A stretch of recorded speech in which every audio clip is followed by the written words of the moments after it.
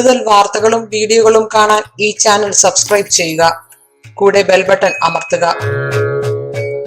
നമസ്കാരം. ഏഷ്യാനെറ്റ് ടിവിയുടെ എപ്പിസോഡിലേക്ക് എല്ലാ മാന്യപ്രേക്ഷകർക്കും ഹൃദയം നിറഞ്ഞ സ്വാഗതം.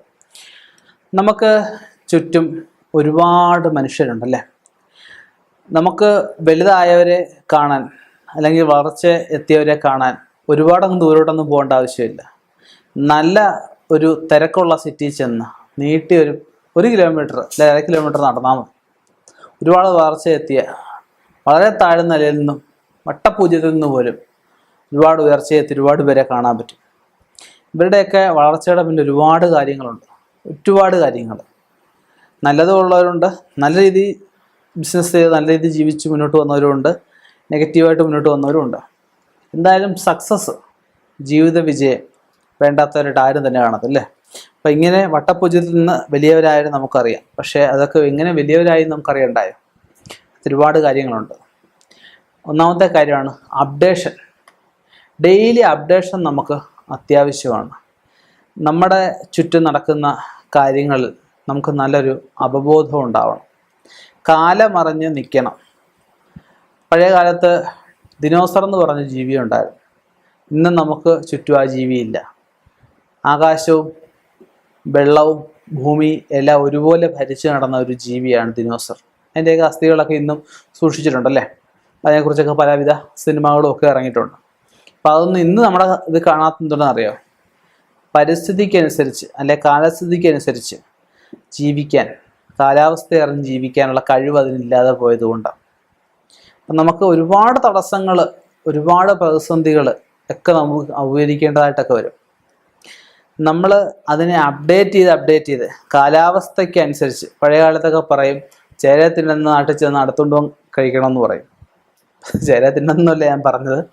നമുക്ക് ഓരോ കാലഘട്ടത്തിനനുസരിച്ചുള്ള ഓരോ ബിസിനസ്സുകൾ നമുക്ക് ചെയ്യണം. ബിസിനസ്സുകൾ നമ്മൾ ചെയ്യുമ്പോഴും ഇതിനകത്ത് അപ്ഡേഷൻ ഒരുപാട് വന്നുകൊണ്ടിരിക്കണം.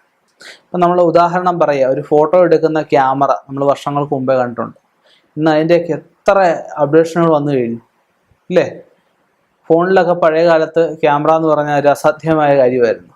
ഇപ്പോഴൊക്കെ അതൊക്കെ അതിൻ്റെ എന്ത് ലെവലാന്ന് നമുക്ക് പറയാനൊക്കത്തില്ല. അതുപോലെ നമുക്ക് ഭയങ്കര ശാസ്ത്രമായാലും എല്ലാം നമുക്ക് വളർന്നു കഴിഞ്ഞു. അപ്പോൾ നമുക്ക് അപ്ഡേഷൻ എന്ന് പറഞ്ഞാൽ എല്ലാ രീതിയിലും ബിസിനസ്സിലായാലും എല്ലാ കാര്യങ്ങളും നമുക്ക് അപ്ഡേഷൻ, പുതിയ പുതിയ കാര്യങ്ങൾ നമ്മൾ കണ്ടുപിടിച്ചുകൊണ്ട് നമ്മൾ അറിഞ്ഞുകൊണ്ടും അതനുസരിച്ച് നമുക്ക് മാറ്റങ്ങൾ വരുത്തിക്കൊണ്ടേയിരിക്കേണ്ട ഒരു കാലഘട്ടമാണ്.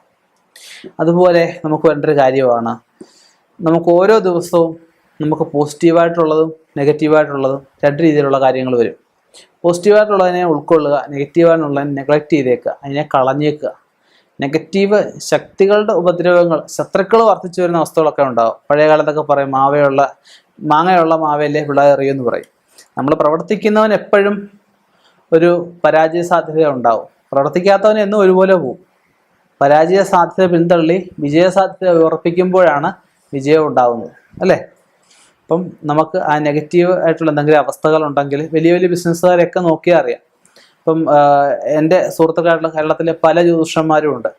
അത് വലിയ വലിയ ബിസിനസ്സുകാർ, അവരുടെയൊക്കെ അസ്ട്രോളജി അഡ്വൈസറായിട്ടില്ല, അവർക്ക് വരാൻ പോകുന്ന കാര്യങ്ങൾ, അല്ലെങ്കിൽ ഈ ബിസിനസ് ചെയ്താൽ വിജയിക്കുമോ, അല്ലെ അവരുടെ വിദേശത്തും ഒക്കെ അവർക്ക് തൊഴിൽ സ്ഥാപനങ്ങളിലും ഒക്കെ അവരെ കൊണ്ടുപോയി പ്രശ്നം വെപ്പിക്കും, അവരെ കൊണ്ട് പരിഹാരക്രിയകളും ഒക്കെ ചെയ്യിപ്പിക്കും. എന്തുകൊണ്ടാണ്? അന്നേരം ഉള്ള അവർക്ക് ആ ഒരു ഇപ്പം വൈറസ് വരുന്നതിന് മുമ്പായിട്ട് ആൻറ്റിവൈറസ് പിടിക്കുക എന്ന് പറയത്തില്ലേ. അപ്പം ആ ഒരു നെഗറ്റീവായിട്ടുള്ളതിന് വരുന്നതിന് മുമ്പേ മാറ്റുക. മനുഷ്യർ 3 തരമാണ്. പ്രശ്നങ്ങൾ വരുന്നതിന് മുമ്പ് ആ പ്രശ്നങ്ങളെ വരാതിരിക്കാനും അതിനെ പരിഹരിക്കാനും ശ്രമിക്കുന്നവരുണ്ട്. പ്രശ്നങ്ങൾ വന്ന ശേഷം അതിനെ പരിഹരിക്കാൻ ശ്രമിക്കുന്നവരുണ്ട്. എന്തോ പ്രശ്നങ്ങൾ വന്നാലും എനിക്കൊന്നുമില്ല, ഞാൻ ഇങ്ങനെ പോകത്തുള്ളൂ എന്ന് ചിന്തിക്കുന്ന ആൾക്കാരുണ്ട്.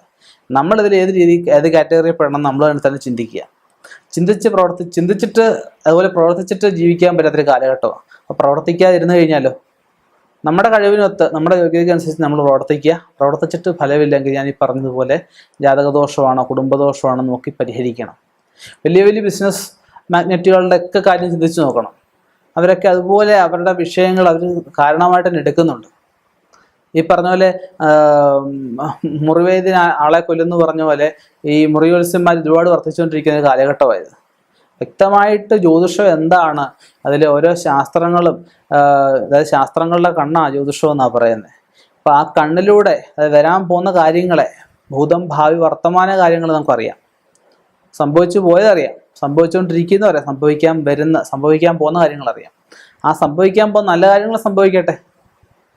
അപ്പോൾ ആ സംഭവിക്കാൻ പോകുന്ന ഇപ്പം ഇന്ന സമയത്ത് ഇന്ന ബിസിനസ് ചെയ്താൽ നമുക്ക് ജയിക്കും, ആ ബിസിനസ് നമുക്ക് അതനുസരിച്ച് ചെയ്യാൻ പറ്റും. നമ്മളൊരു ബിസിനസ് സാമ്പത്തികം മുടക്കാൻ പോവുക, അപ്പോൾ ആ മുടക്കുന്ന സമയമായാലും നമുക്ക് നല്ല സമയമാണോ, ബിസിനസ് ചെയ്യുന്ന ആൾ പറ്റിക്കുമോ നമ്മളെ, ഇതൊക്കെ നമുക്ക് പ്രശ്നം വെച്ച് കഴിഞ്ഞാൽ അറിയാൻ പറ്റും. ചതിയന്മാരോടുള്ള നമ്മളെ ചിരിച്ച് കാണിക്കുകയും, ഇപ്പം ഒരു പാത്രം എടുക്കുമ്പോൾ മണ്ടയ്ക്ക് നല്ല പാലായിരിക്കും പക്ഷെ അടിയിലോട്ട് വിഷമായിരിക്കും എന്ന് പറഞ്ഞ പോലെ നമ്മളെ ചിരിച്ച് കാണിക്കുകയും മാറി നമുക്ക് ഇട്ട് പണി വെക്കുകയും ചെയ്യുന്ന ആൾക്കാരെ കൂടെ കൂട്ടാൻ പറ്റില്ല. അപ്പം ഇങ്ങനെയുള്ള കാര്യങ്ങളെല്ലാം വലിയ വലിയ ബിസിനസ് മാഗ്നറ്റുമാർ നോക്കാറുണ്ട്. അപ്പം നമുക്കും ഈ പറഞ്ഞ പോലെ കാര്യങ്ങളൊക്കെ ശ്രദ്ധിച്ചു കഴിഞ്ഞാൽ എത്ര വട്ടപൂജ്യത്തിൽ നിന്നായാലും മനസ്സുണ്ടെങ്കിൽ, സമയം നല്ലതെങ്കിൽ, ഈശ്വരാനുഗ്രഹം ഉണ്ടെങ്കിൽ നമുക്ക് അത്യുന്നതിയിൽ എത്താൻ പറ്റും, എത്താവുന്നതിൻ്റെ അങ്ങേയറ്റം എത്താൻ പറ്റും. ഈ പേരെടുത്ത ഇന്ന് ബിസിനസ് മാഗ്നറ്റുകൾ ഒരുപാടുണ്ട്. നമ്മുടെ മലയാളികൾ വിദേശത്തുമൊക്കെ പോയി ഏറ്റവും കൂടുതൽ അവരുടെ ആ ഒരു വ്യക്തിമുദ്ര പതിപ്പിച്ച ഒരുപാട് മലയാളികളുണ്ട്. അവരുടെയൊക്കെ ജീവിതം കോപ്പി ചെയ്യണം, അവരെ അനുകരിക്കണമെന്ന് ഞാൻ പറയുന്നില്ല. പക്ഷേ അവരുടെ 4-1 അല്ലെ അവരുടെ 10-1 കഴിവുകൾ നമുക്കുണ്ടായിട്ടും ഒന്നും ആവാതെ പോകുന്ന ആൾക്കാരുണ്ട്. അവർ ശ്രദ്ധിച്ച് പ്രവർത്തിച്ചിട്ട് ഗുണമില്ലെങ്കിൽ നേരെ ഇനി പറഞ്ഞ പോലെ വേണ്ട കാര്യങ്ങൾ ചെയ്ത് പ്രവർത്തിക്കുക. തീർച്ചയായിട്ടും ഗുണമുണ്ടാവും, സംശയമില്ലാത്ത കാര്യമാണ്. ഇനിയും ഇതുപോലെയുള്ള വ്യത്യസ്തമായ വിഷയങ്ങളുമായി കണ്ടുമുട്ടാം. നിർത്തുന്നു. നന്ദി, നമസ്കാരം.